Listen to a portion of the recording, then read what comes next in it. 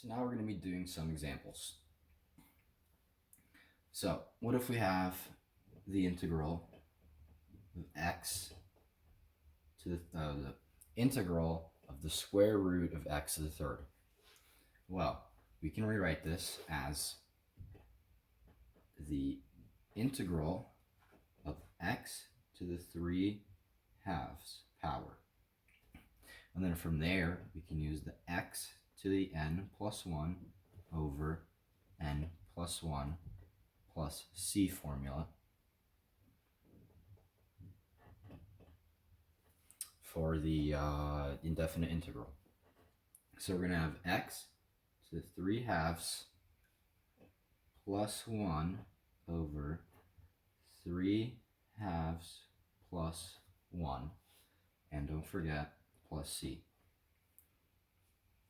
So 3 halves plus 1 is going to be, do it to the side here, is going to be 3 halves plus 2 over 2, which is equal to 5 thirds. So on the top, we're going to have x to the 5 thirds. The bottom, 3 halves plus 1. It's going to be the same thing here, 5 thirds. So it's going to be x over 1 over 5 divided by 3. And this is just the way I like to do this. You can also do keep, change, flip. And then you do the math there. You're going to get 3x to the 5 thirds over 5. And that is the integral of the square root of x to the third. Next example. If we have the integral of 5x to the fourth plus x.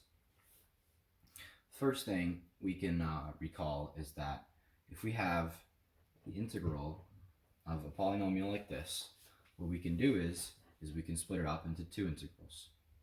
So we can split it up into the integral 5x to the fourth plus the integral of x.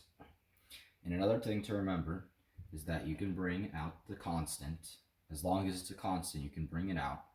So, and then multiply it later. So we're going to have 5 times the integral of x to the fourth plus, well, invisible 1, but the integral of x. Integral of x to the fourth. X to the 4 plus 1 is going to be x to the fifth, and 4 plus 1 is going to be 5. So we're going to have 5. And remember, this thing is going to be times 5 here.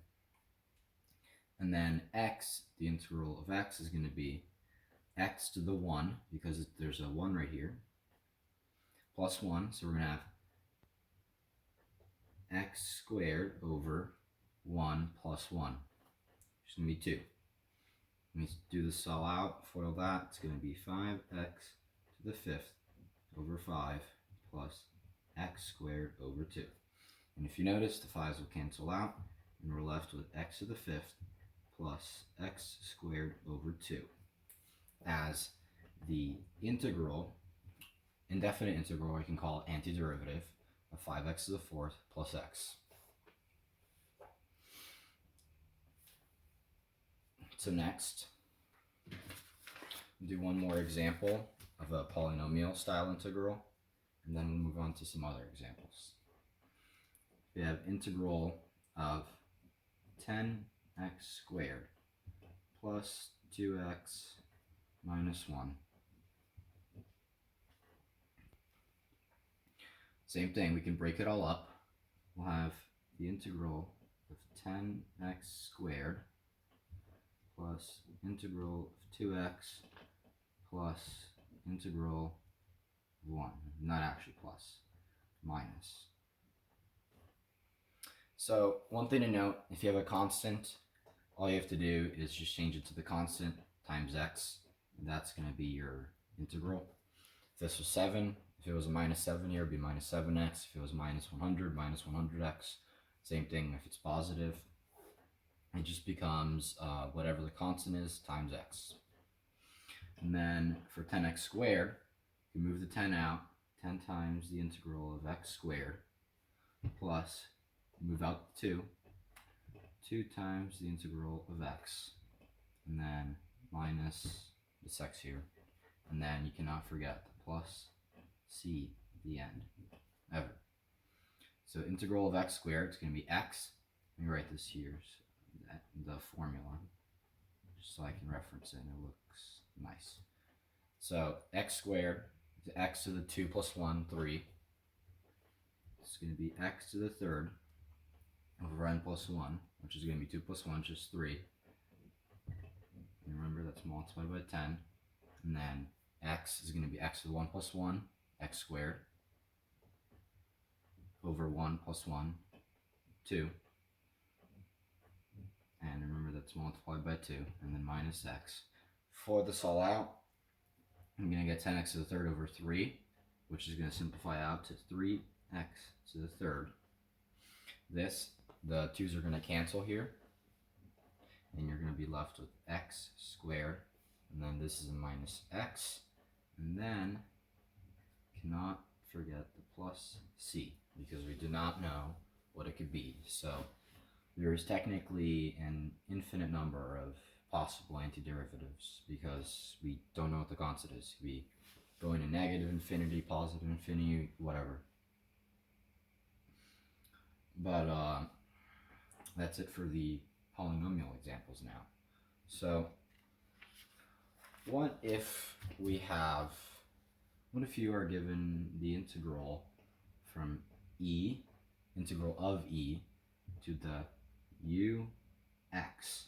Let's just say where u is any constant.